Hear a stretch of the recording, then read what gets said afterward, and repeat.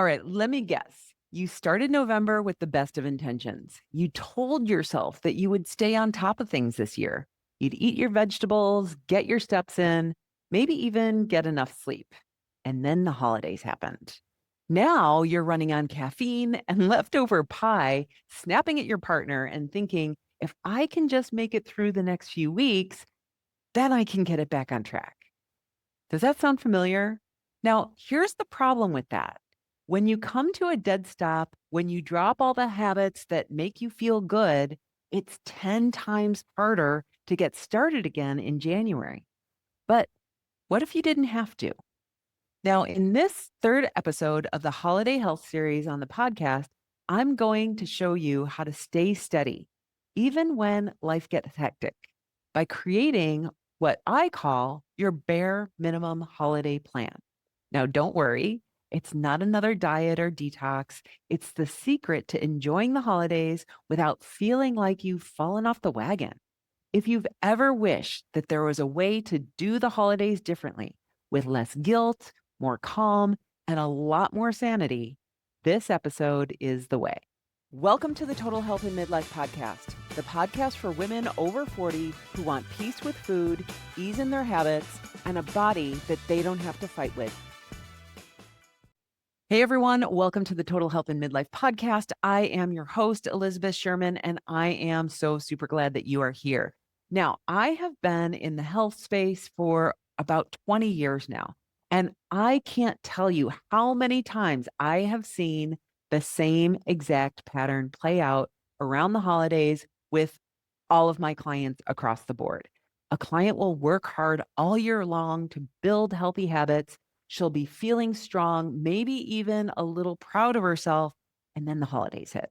Suddenly, it's like all of her progress gets washed away in a flood of late night stress, cookies, and chaos. And then by January, she's frustrated, exhausted, and back to square one. And honestly, it used to break my heart because it's not that she didn't care or wasn't committed. It's that no one ever gave her a plan for this season of the year, the messy one where there are so many demands on your time, the busy one, the one where you're pulled in a million different directions and your health gets shoved onto the back burner. That's why I created the Holiday Health series here on the podcast.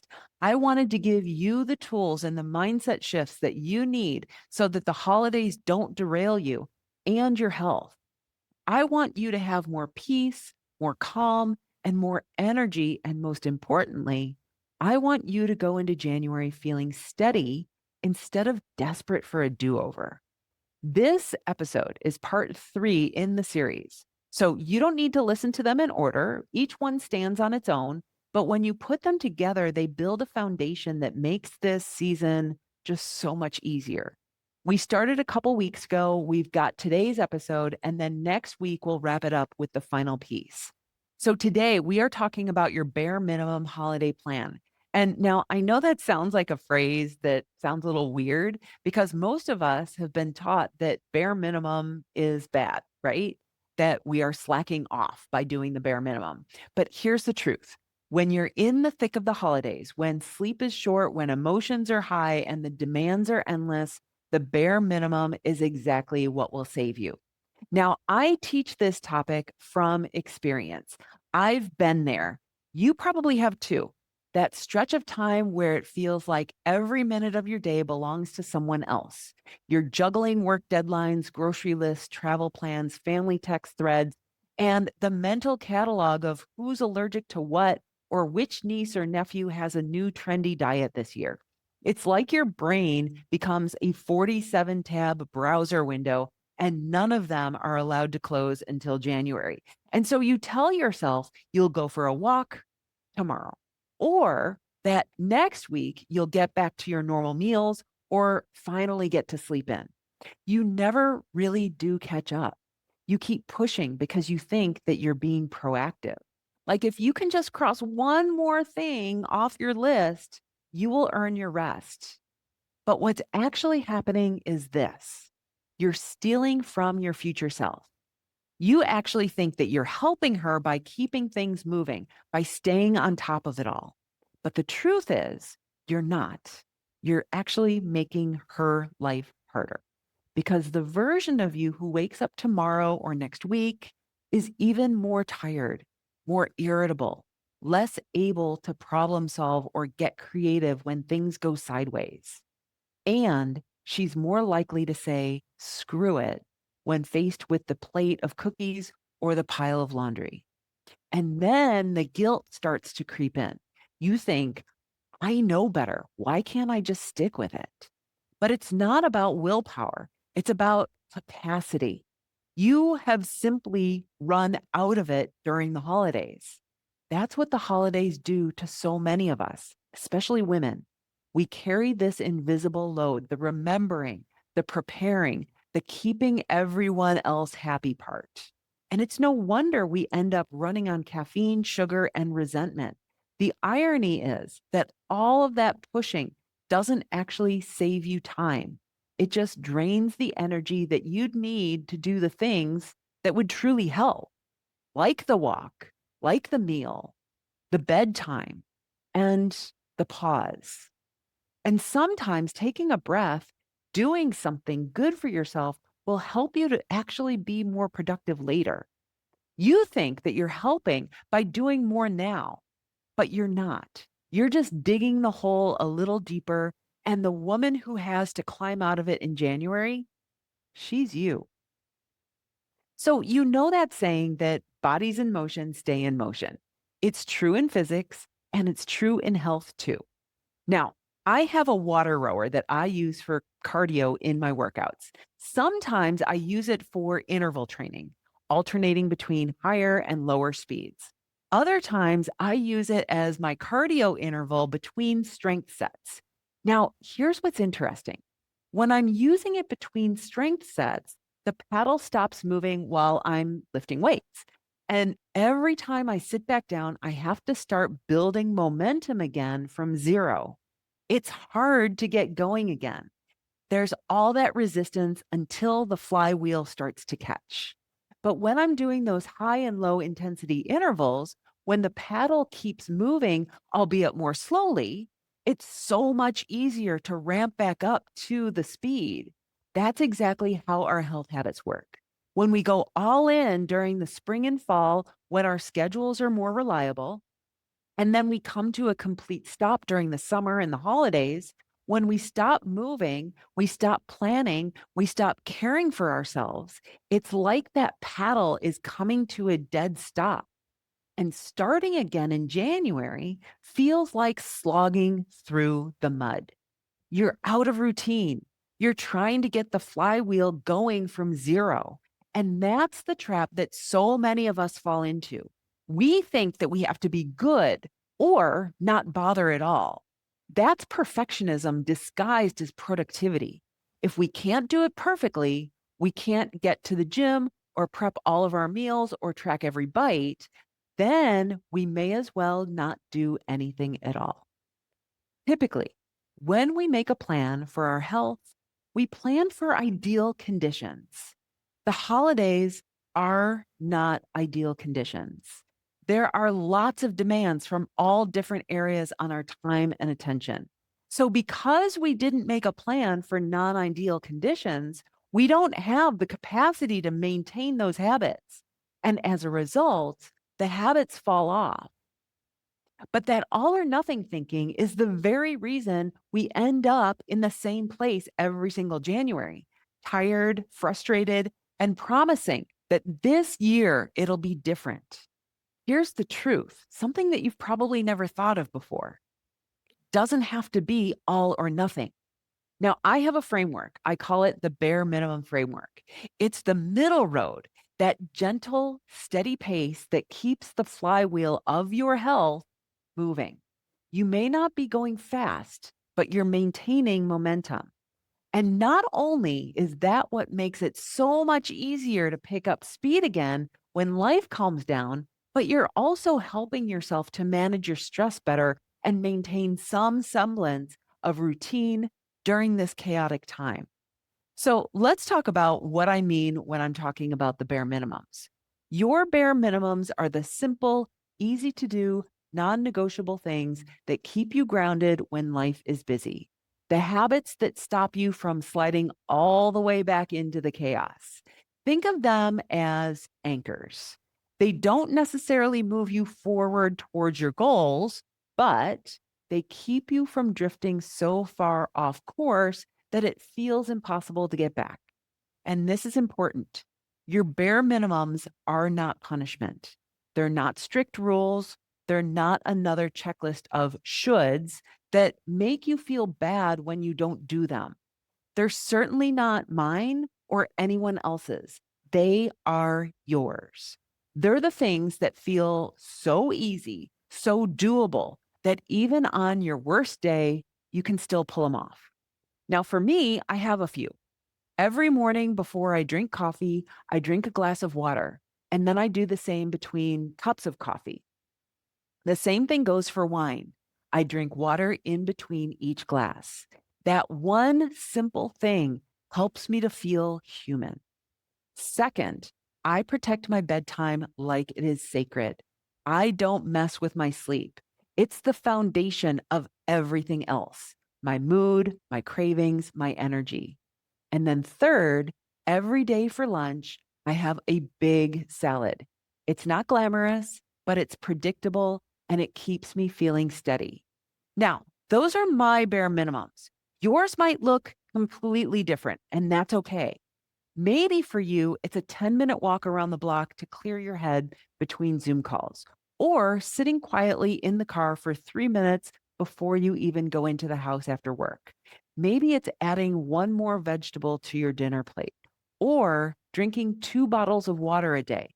It could even be something as small as doing one deep breath every time you use the bathroom, just to reconnect with your body.